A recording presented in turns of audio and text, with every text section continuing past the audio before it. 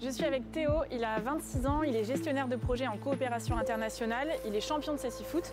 Théo est aussi non-voyant depuis qu'il est tout petit, il nous a autorisé à lui poser des questions bêtes. Un petit clap s'il te plaît Pauline. C'est parti. Bon Théo, on n'est pas très loin du journal, on part en reportage, on va y aller en tram.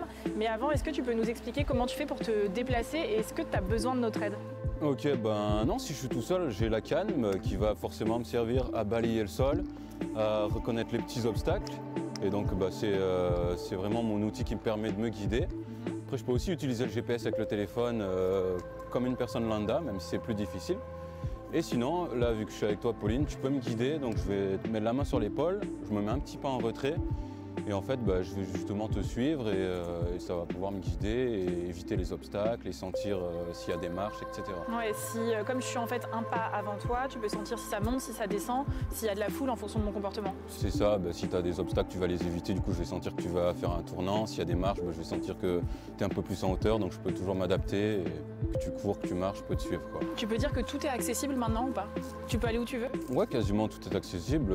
Il y a même possibilité de faire des randonnées difficiles. À partir du moment où tu es équipé, tu es préparé, tout est faisable. J'ai lu que chaque personne non-voyante avait sa propre expérience.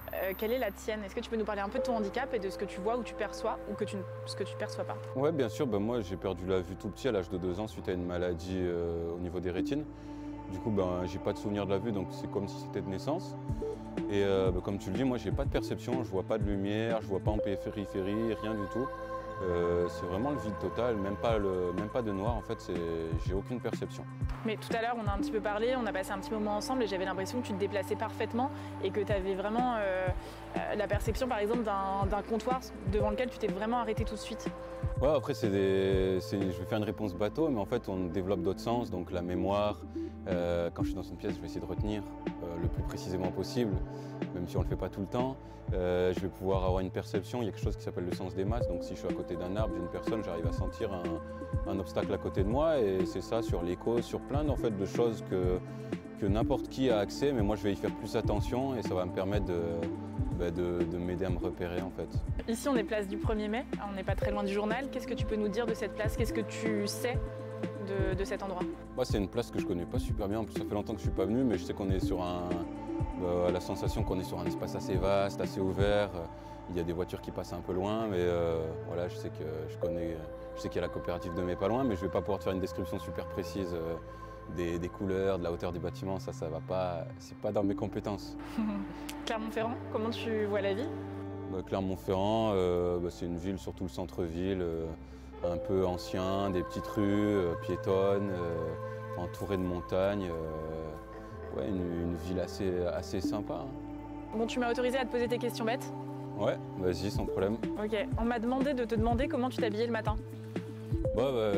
Ça c'est facile, même si parfois il peut y avoir des petites erreurs assez marrantes, mais non, soit je m'organise, je range mes affaires, je sais où elles sont, soit je prends une photo avec le téléphone et avec des applications maintenant, on peut savoir les couleurs des habits. Donc il y a toujours une manière de se débrouiller. Bon, c'est fini les questions bêtes, maintenant je vais être un peu plus sérieuse. Est-ce que, à cause de ton handicap, tu as dû faire face à des obstacles dans ta vie et si oui, lesquels? Ouais, bien sûr, y a plein d'obstacles. C'est surtout en fait des pensifs et des choses que vont te dire les gens, tu peux pas faire ça, tu n'arriveras pas à faire ça. Et au final, en fait, c'est plus une force, mais c'est pas que lié au handicap. En fait, tout le monde va avoir des obstacles et il faut savoir les franchir. Tu as fait les études que tu voulais faire? Ouais, moi j'ai fait un cursus, pas le plus facile en fait en économie, donc beaucoup de graphiques, chiffres, etc. Mais ça s'est super bien passé. Est-ce qu'il y a des comportements qui te saoulent et est-ce que tu as un message à faire passer, c'est le moment? Non, j'ai pas de message ou de coup de gueule à passer. Après, je sais que les gens, c'est qu'ils sont pas sensibilisés, ils le font pas exprès, mais des fois tu as des gens dans la rue ou dans le tram, ils te prennent le bras, ils te parlent pas juste pour te guider ou te proposer une chaise et ça fait bizarre, tu es en train de marcher direct, il y a quelqu'un qui t'attrape.